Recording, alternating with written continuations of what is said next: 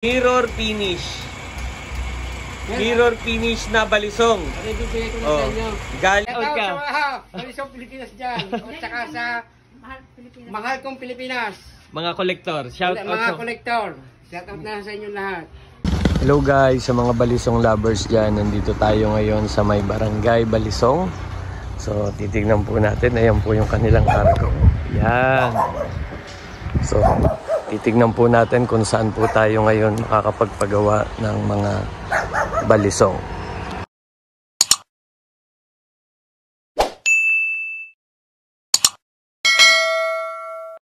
Meron po tayong pupuntahan na isang gawaan ng balisong dito sa may Balisong, barangay Balisong. Yan guys, pupuntahan natin si Ate Marilu.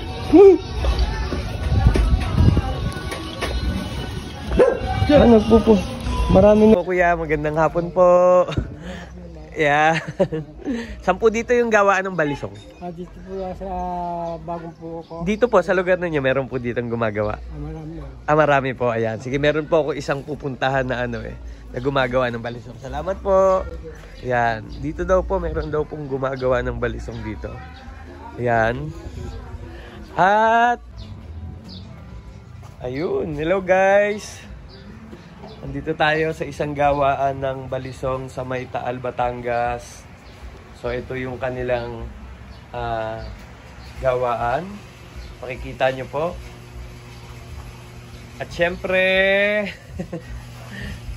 isa po sa manggagawa ng balisong ang ating makikita. So yan po. Si Kuya Florencio. So Kuya Florencio, buti na abutan kita dito sa yung gawaan ng balisong. So kamusta ka? So virtual tour ko lang ang ating mga kolektor. So sa iyong gawaan. So ilang taon na tong gawaan mo ng balisong, Kuya Florencio? Wali, nasa 10 years na dito. 10 years na? Oo. Kuya, 10 years ka na dito, tapos yung ibang sa mga kapatid mo? Ayun, ang umaabot na ng 30 years. Ayun, mahigit 30 years na yung agawaan doon. So, si Kuya Florencio po ay isa po sa mga Bautista brother na kilala po sa paggawa ng balisong dito sa Taal, Batangas. Actually, pinagtanong ko lang siya doon sa kanto at tinuro sa akin kung saan yung lugar nila. At sinabi nga na dito yung kanyang gawaan. So, meron siyang binabasyada. Yan. Kaya ito yung ginagawa mo ngayon, isa sa ginagawa mo, no? Oo, itong size 29. Ayun, size 29 na dibuyod. Yan. Mapalad tayo at ipapakita sa atin ni Kuya Florencio yung kanyang, ano ka na Kuya, basyada? Basyada. Pagbabasyada. So, yan. Yun ang proseso.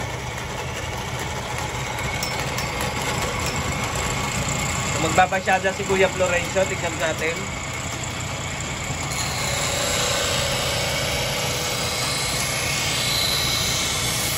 Wow! Ano yung Kuya? Mas manipis, mas okay? Mas manipis, mas okay. Okay. Kuya, bakit sinasawsaw mo sa tubig? Kasi itong patalim nito, umiinit din dito. Nainit? Para hindi maalis ang pinakasubo niya. Okay.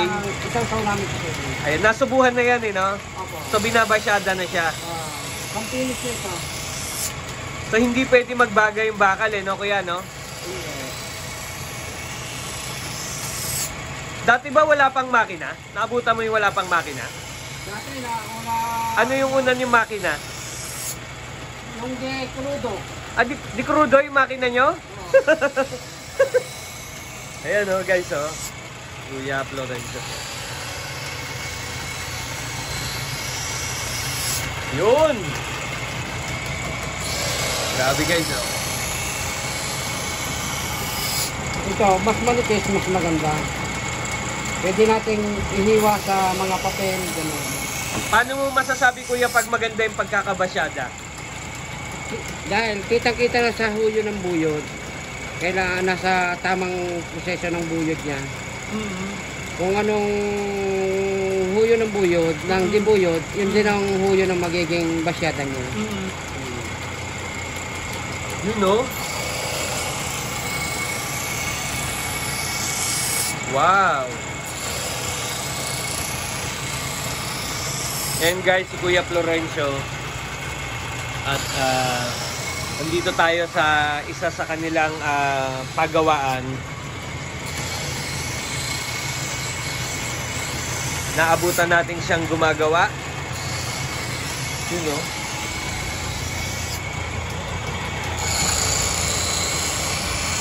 So, hindi kailangan magbaga, no, Kuya, no?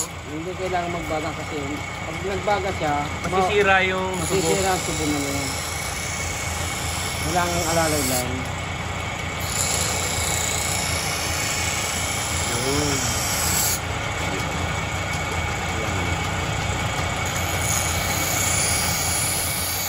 So, wala pang may-ari niyan. Available pa ho ito. Oh, available pa daw po to, itong balisong ni Kuya Florencio. Sa murang halaga lang. Tapos na tayo dito sa Magaspang. Okay. So, pupunta naman tayo dito sa Leha. Sa Liha, sa mas makinis. So, dito ako. Yan. So, mas maano yan, Kuya? Mas pino na. Mas pino na. Oo. Iba pa yung bapping, no, Kuya, no? Iba pa ang bapping. Pagkatapos dito, bapping naman.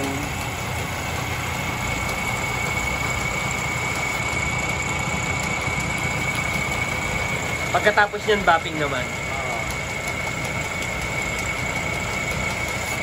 Kailangan din isasaw natin sa tubig. Sasaw-saw sa tubig. Kainit dito.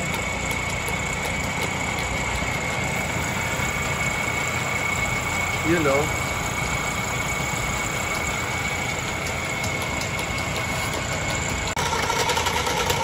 So, pinipigilan pala yan, no?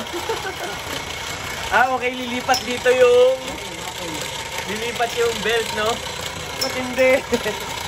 So, ito po, manual transmission po to. Yung clutch niya po, manual. So, yan po ang mga Pilipino, no? Yung ating mga gamit, no? Improvise. Oh. Diba? Improvise yan. You know? So, ito naman po, bapping na. Ibabapping niya na po ang balisong na kanyang ginagawa. Oh, yan po, clutch, change gear from neutral to primera. Oh, kita niyo po ha. Oh, primera.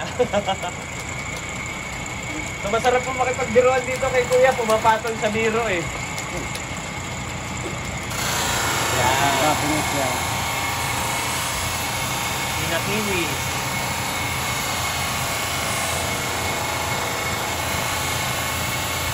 Yun, no?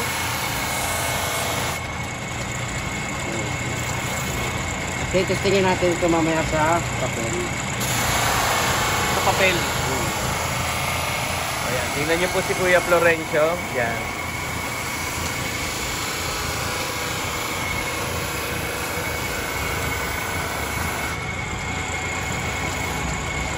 Available po ito, yung may gusto lang.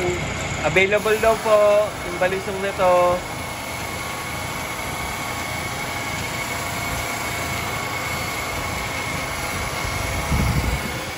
Hello, te!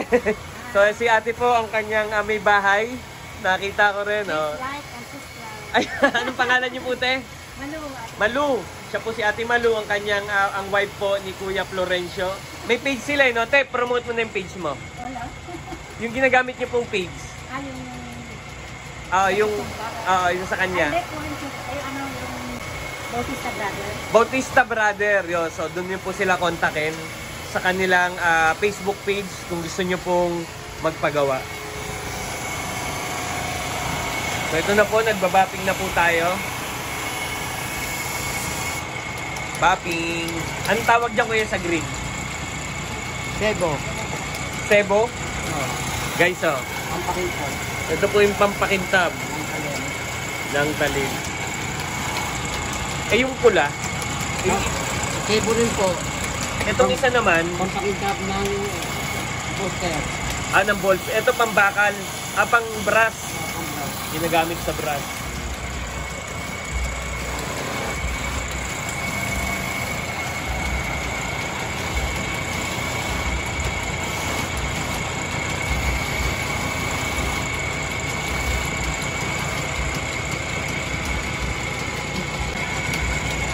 Yun, tetestingin po natin. Wow! Yan po. Kita niyo po. Matalas. So ako pag matalas na ganyan, hindi ko na piniflip eh, yung nilalaro. Baka masira ang aking daliri eh.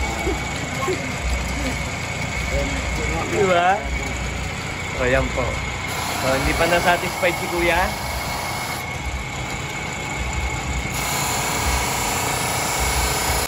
So hindi na-satisfied si Kuya Florencio.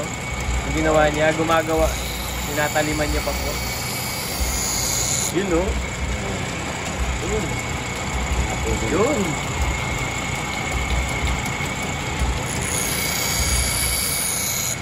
Kasi nakakaya naman sa kukuha sa makakagusto nila. Ako naman makatutok talaga ng camera eh, no? So para makita nila, no? Yung proseso na ang makabuo ka ng isang balisong eh 2 days din. 2 days din, no?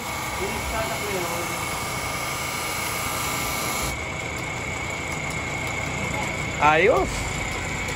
Testing. Yun. Yan, maganda natin. Partida po yan ha, yung bond paper eh, manipis po yan, hindi yan yung makapal. Yan. Grabe ang talas ng balisong ni Kuya Florencio. Oh. See? Ang talas. Tapos yan naman, yung mga brush naman na kasunod.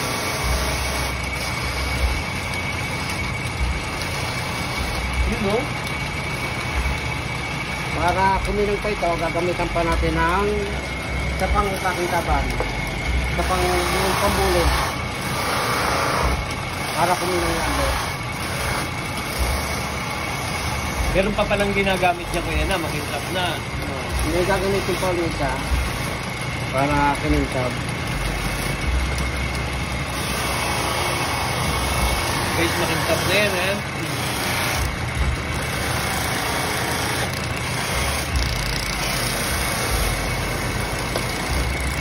You know?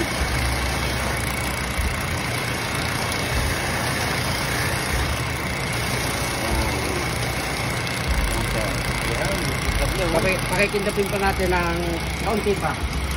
Nasalita ulit natin pa. Anong tawag nito Kuya? Salida. Sasalita muna. Neutral. Neutral. Neutral na po. Tapos natin ito. At papalitan ng... Mas. Makita. talaga? Oh, mas maliit ka lang yan. Ito na yung mas maliit. Oh. Para lalong kuminang. Yan, kung mga gustong umorder dyan, ito po, Bautista Brother lang po. Ayan, Bautista Brother, sa mga gustong umorder at magpagawa ng balisong sa kanila. 35 years nang gumagawa ng balisong guys dito sa Taal Bataan. Mas makintab. Mas makintab na rin. Wow. Iba na nga mirror finish na, no? Oo. Mirror finish na. Yan ang bapping. Ito ang last bapping nito. Last bapping.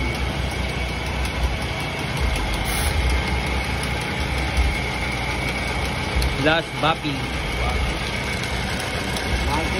Sa tapos ito, pwede na yung hawakan ng maayos.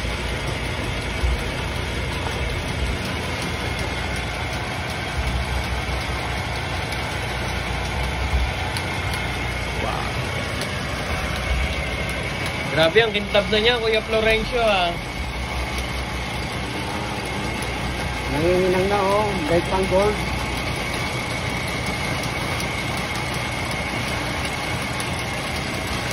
Grabe.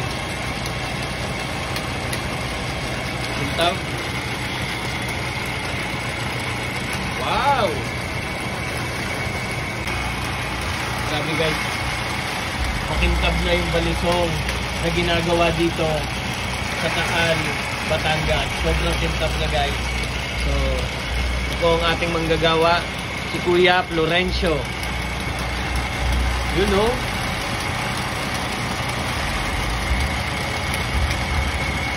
Nice! Nice balisong. You know? Yung nakuha ko yan. May medyo mainit. Binila nyo nga. Guys, oh, medyo mainit. Mainit-init pa talaga. Pero pakita ko po sa inyo guys ha. Mirror finish. Mirror finish na balisong. Bibigay ko na Oh, sa inyo. galing nagawa ni Kuya Florencio ng Bautista Brother. So ito po ay for sale. Grabe guys oh. Wow! Mirror finish. So sa mga mahilig sa mirror finish dyan, ito ang para sa inyo. Kita nyo guys? Woo! Yan, ito ang balisong nagawa ni Kuya Florencio ng Bautista Brother dito sa Taal, Batangas. Grabe, kintab oh. Woo! So, panalo. Guys, ito yung mga pantatak na ginagamit ni Kuya Florencio. So, nahawakan ko rin. Nahawakan ko rin yung mga nakikita nating. So, makikita nyo na ha. So, kayo na magkita kung ano yung mga letter na lagi nilang ginagamit. So, tignan nyo guys ha. Alamin nyo kung ano yung mga letter na lagi nilang ginagamit. Ha? Kuya Florencio, magpapasadya pa ako sa iyo ha. Ang sa atin, magdadala ako ng deer horn. Deer horn, tapos may ano dito? Tenga. May tenga. Pagkatapos, labaha siya. Yung pinakamanipis mo kuya na kaya sa basyada. Kasi mahilig talaga ako sa labahay. Yan. Tapos, papalagyan ko ng lalagyan ko dito haba no? Pilipinas na lang para sa YouTube channel ko. Kaya ba yung Pilipinas kung mahal? Hindi, mahaba no? Di ano lang, Pilipinas lang. Pilipinas. Okay na yun. Sa Hindi, Pilipinas. Pwede. Talagang pipilitin mo pa, ang tiyaga mo talaga. Pwede naman dito. Pwede ba dyan? Pilipinas kung mahal. Ay, sige, sige. Dito. Dito na lang tayo. Oo, Abot ba yung pantatak mo? Oo, abot yan. O, sige, sige. So, Pilipinas kung mahal. Pwede yan. talim to eh. Oo, mataas. Ayoko biruin to. Basta ako kuya, manipis lang. Yung labaha lang siya. Yung ate, so power couple po. So napaka-supportive po ni ate kay Kuya Florencio. Kuya, labaha siya na manipis. Alam mo yung sinauna kuya ng mga basyada ng manipis lang? Manipis lang siya. O kaya nga lang, medyo maliit lang din siya, no? Baka sinispesyal.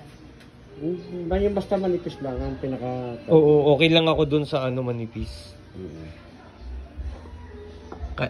Ganyan siya. Tapos may ganun kuya. May tenga. So abangan nyo guys yung pinapagawa kong balisong kay Kuya Florencio ng Bautista Brother. So Shout out! sige na nga.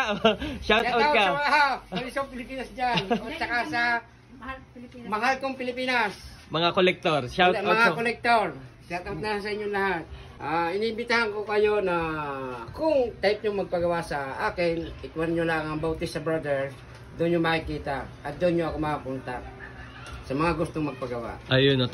So ito po si Ate Malu at si Kuya Florencio po ng Taal, Batangas at aking nakita. Kuya Florencio, alis na ako ha. Bye-bye. Sige, bye-bye Kuya Florencio. Bye-bye, And thank sir. you. Bye-bye. Thank you, sir. Ayan, Bye. sige, alis na ako.